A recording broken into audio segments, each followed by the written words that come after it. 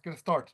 So this presentation or the question I'd like to talk about actually is a lingering question from the last Vienna conference. After the conference, we four persons, Lai Gurong 老师, Rui Qing, Jing Lixing, and I, we had a tour to Erfurt. So on the train, Jing Lixing gave us a talk. And the main point of the talk is this question. Are all the Qiyun phonological categories direct reflectors from Old Chinese? So I followed Jing Lixing's talk and get some idea. I'd like to talk about the status of the Middle Chinese Masan within the six-vowel system. So the Middle Chinese reflects of Old Chinese Yubu, and this is the Old Chinese OCR. After the dental initials, there is a split contrast between Masan and the Yu. So this is an example, 哲 from Masan and 朱 from Yu. So what are the conditioning factors for this split? So it remains unknown or unsolved issues in the reconstruction of OC. So this can be considered as a cloud at present, obscure the beauty and clearness of six-vowel system theory. So I'd like to present a new idea, a hypothesis about this,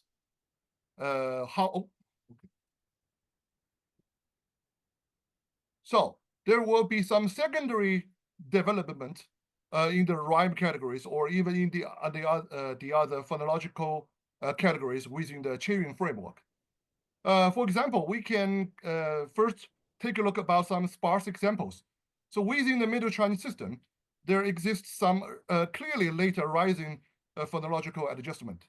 For these three characters, the B, originally in Wangshan, it belongs to Moyun, and later in Guangyun, changes into Xiyun, and Gong from Dongyun changes into Zhongyun.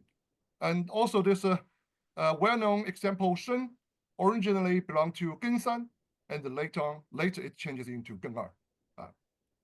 This is only some sparse examples of the characters. What about the systematical adjustment? For example, the distribution of Chongniu in Wuzhi. Roughly, we can get a pattern like the Chongshan, almost all the Chongsi characters in Zhiyun actually comes from the OC Jiabu. And most the Chongshan comes from the Ge. So the question is, where is the Chongshan for Jiabu in Zhiyun? So this is, I think this is a secondary adjustment. And this pattern actually has some exceptions. For example, this pattern does not held after the labial velar initials. And also in Chunmu, Chunmu does not hold this pattern.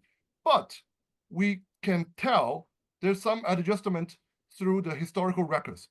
For example, this one is an example from 颜氏家具因此篇, a famous one. It's talk about the reading of qi. So Yan Zhitui thought this characters should read in Chongshan as qi. Qi is a characters from the Gebu. I just talk about later. But Jiangnan 皆互为神奇之奇. So in Jiangnan area, this characters was read as a 重四字, and later on, it was spread into the northern part of China. And also in Japanese ondoku, there's this very intriguing examples about name of the famous shrine in Hiroshima, Isukujima Jinja. So in Chinese characters, it was right in Yidu Qi.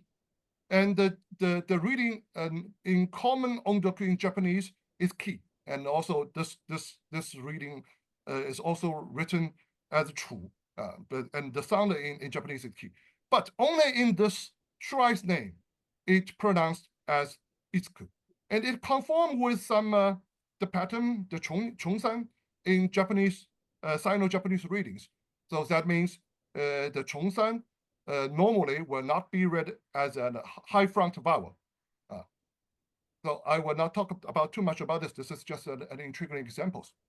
And also we can see this pattern distribution of Chongyu in Liuzhi as well. So in Liuzhi, roughly the most Chongsi characters comes from Zhibu, and Chongsanzi comes from the Shua.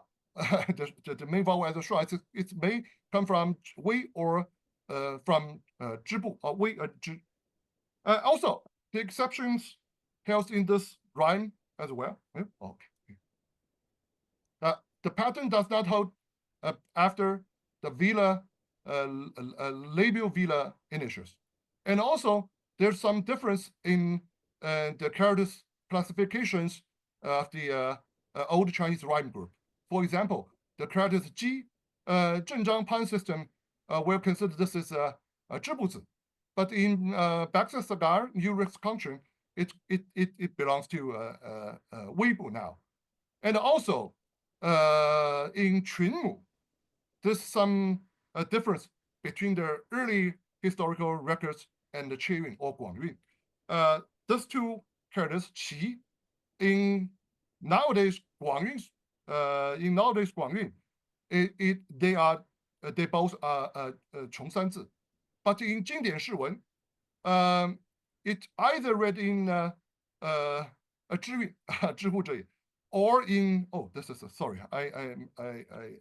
it's also in 六支, it has 重四 reading. It's the 反切 is 具一切. I think this is the barbarian 夷 as its 反切下字.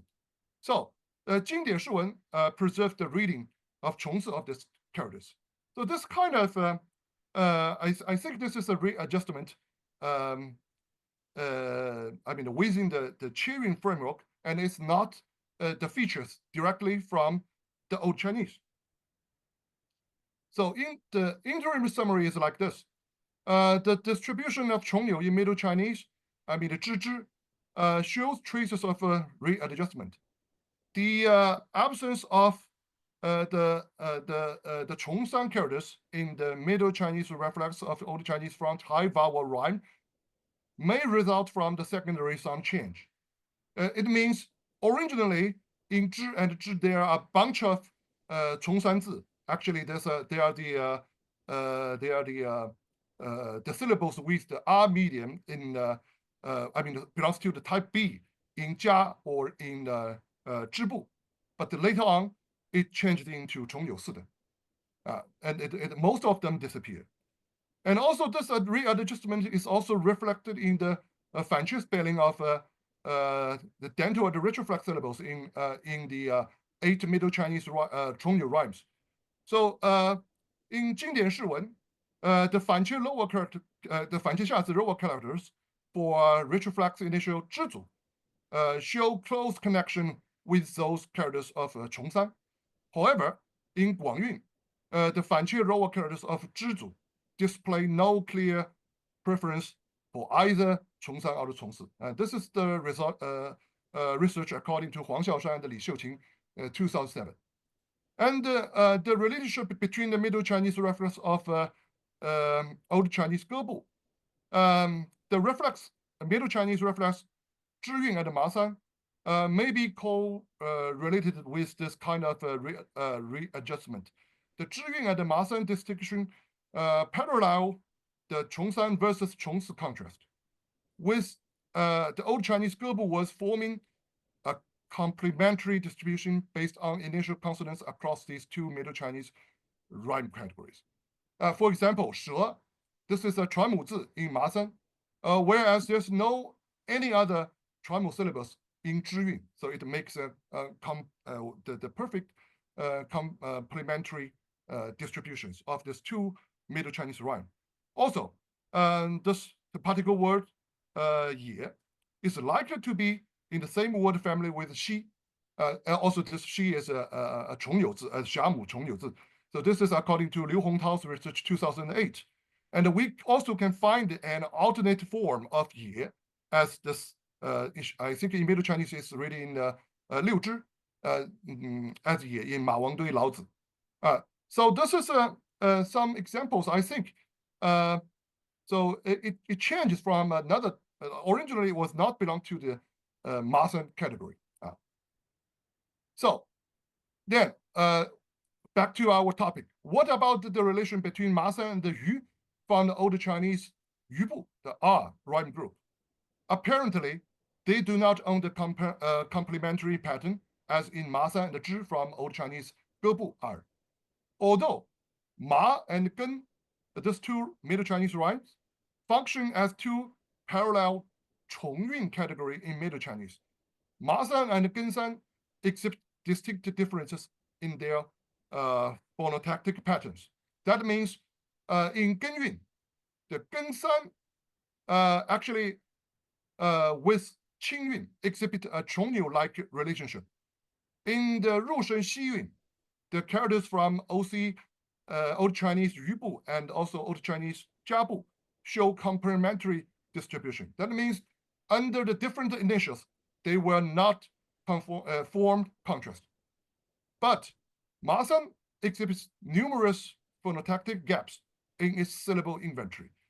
For example, no characters with grave initials, which this phenomenon which is opposite to Gensan.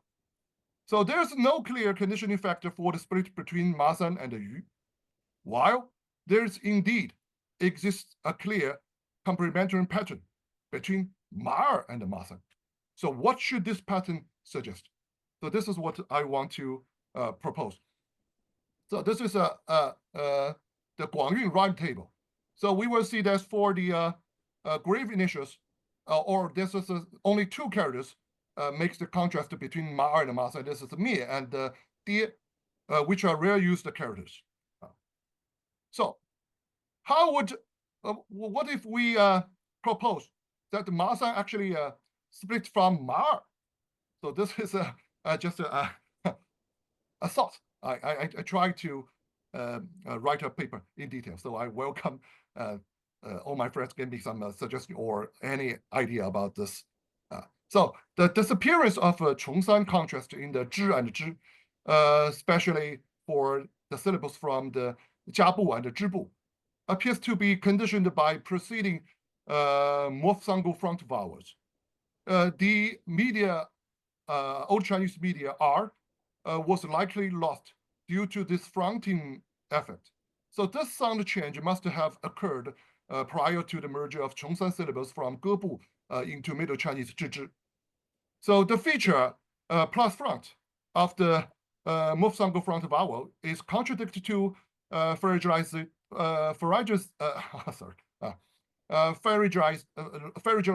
initials. This effect was likely to be enhanced in the syllables with acute initials, which resembles the disappearance of the 重纽 contrast after dental initials in the 8 Middle Chinese 重纽 rhymes. So once the pharyngization and the R media disappeared, so originally the original type A syllables would look like a type B syllable. So thus, we should first ask whether the Ma rhyme contains a monophthong front vowel in certain historical period. So there's some examples. Let's take che as the start point. So che had two pronunciations in the later Han period, and they both recorded in Liu Xi's Shiming, so ju or she. So Liu Xi proposed to consider that the pronunciation of ju should be the ancient reading, that's Guyin, and she should be the contemporary reading, it's Jingyin. But later, Wei Zhao, who served in the Wu court in Three Kingdom period, and he is also a person from the southern China, held the opposite view with Liu Xi, and he thought the pronunciation of she is an ancient reading, and ju actually is a contemporary reading. So why have this the difference between this the two scholars. So the debate over the ancient or versus contemporary pronunciations of Che reflects divergent phonological developments between northern and southern dialects. By the later Eastern Han period, the southern pronunciation of Che had already undergone palatalization. For example, we have some example from the Sino-Sanskrit transcription.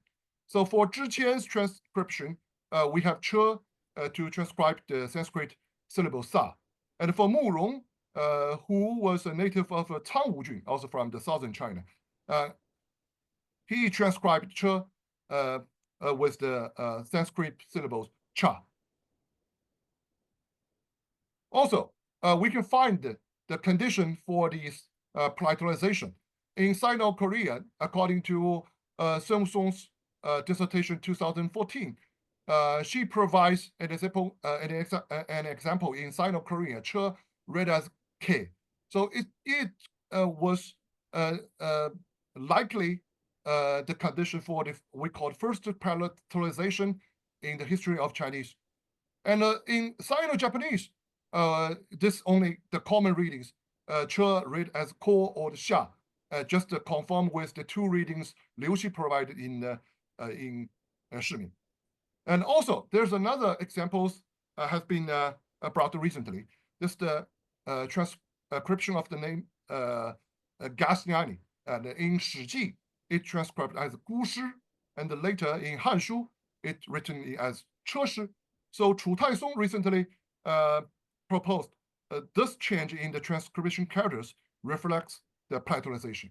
Also, we can compare the transcriptions with the later Jiashi in Tang period, and this name has been used nowadays for a different place. So the Jia is now in Geyun Center. So this is also, I think, in the Tang period, some monks mentioned why they should use the Gesan to transcribe the sound Kia, or originally was writing the Mars, because in the Middle India, this Middle India dialect has developed the palatalization for all these syllables. Okay. And also, we will find that in the Southern Dynasty poetries, the rhyming shows that Ma Yun was close to Zhi Yun. So there's, but there's very few examples. I found two poets, the works. One is Qiu Zhi, which is Wu Xingren, is from the southern China. And in his work, we find Jia rhyme with Cui. And the Ru Cui's work, we found the Xi is Zhi Yunzi, rhyme with Ma and Jia. There's two Ma'erzi. Also, this conforms He Dan. It's very similar with He Dan's idea in his paper 六朝五的层次, and he mentioned in 三国志诸葛阙传. So this in southern China, I mean in the Three Kingdom, so period, 庚阳不分. I think this is the phonological feature for the common people in Jiangdong area. So we will have this connections Ding and the Chen. So there's in Sui period documents we found this Chen, the same thing, but in the Jiangdong area it called Ding, and still this reading remains in nowadays Wu dialect. And also in the southern dialects, there's certain historical structures suggest the Ma might have a high front vowel. So the Pao in 2002, his paper, The Historical Strata of Ma and Jia Rhymes in Wu Dialects, he considers in early Wu dialects, Jia Ma rhyme group was merged. For example, the Wa and Pan Lao's idea is Wa in that period should read in a Gui. It's close to the Jia, not like nowadays we will pronounce Wa in Ma Yun. And also in nowadays Southern Ming dialects, Ma generally exhibits an A stratum. And in Hainan Mingyu, so for example, in Wanying and Wenchuang, both Ma Er and Ma San share a front vowel stratum.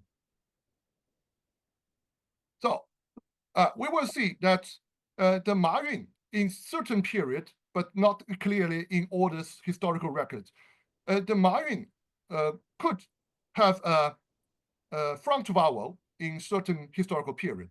And this hypothesis of front vowel in Ma can also express certain semantic connections between some words.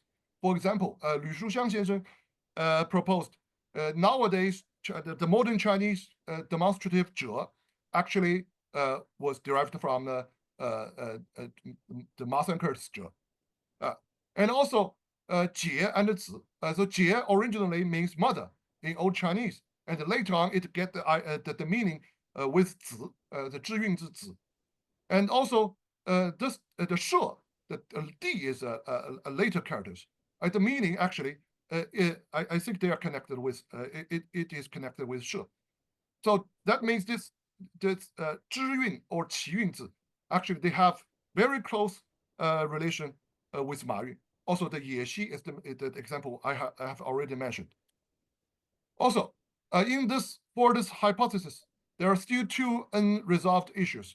The first one, why do words with acute consonant initials like 知 and 庄 still exist in Ma?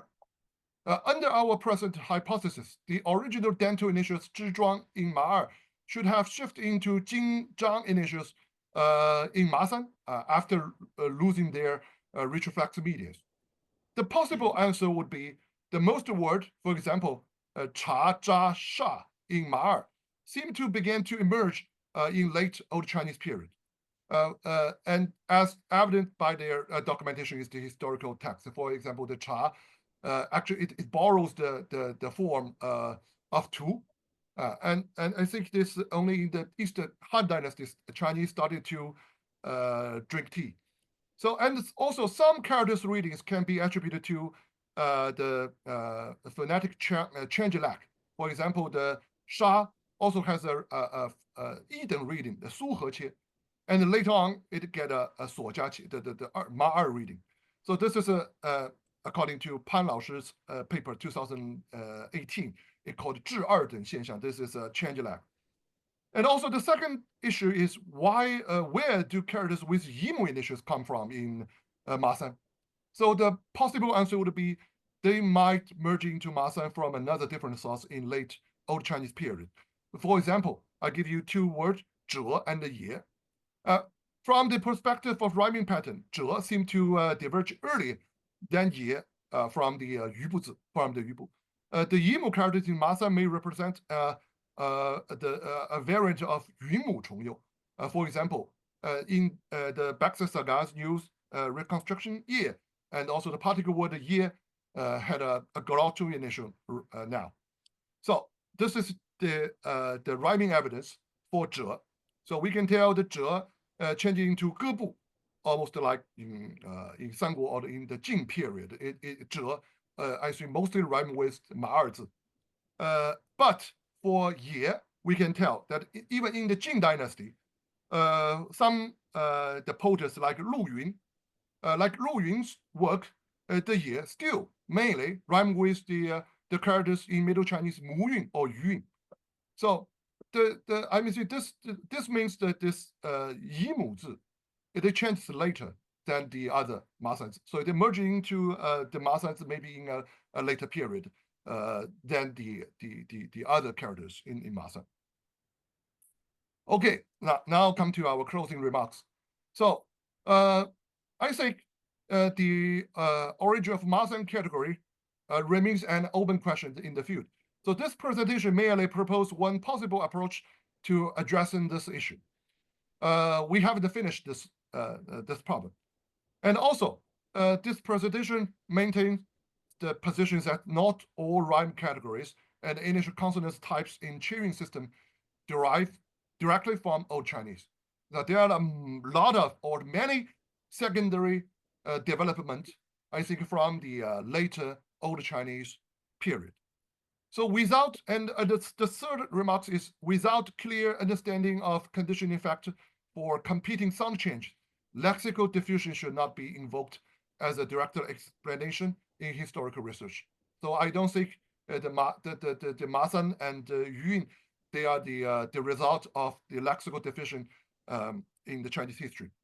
Okay, and the last one. Our hypothesis does have an intriguing aspect. So it appears to explain, for instance, why Masan lacks libo characters. I think this means in the division 3 rhymes, I think except for this, the rhymes only have grave initials. Almost all the division 3 rhymes has libo. And libo is very common in 3 divisions, but only in 2 rhymes. I mean, just Masan, also in Gensan, there is no libo characters.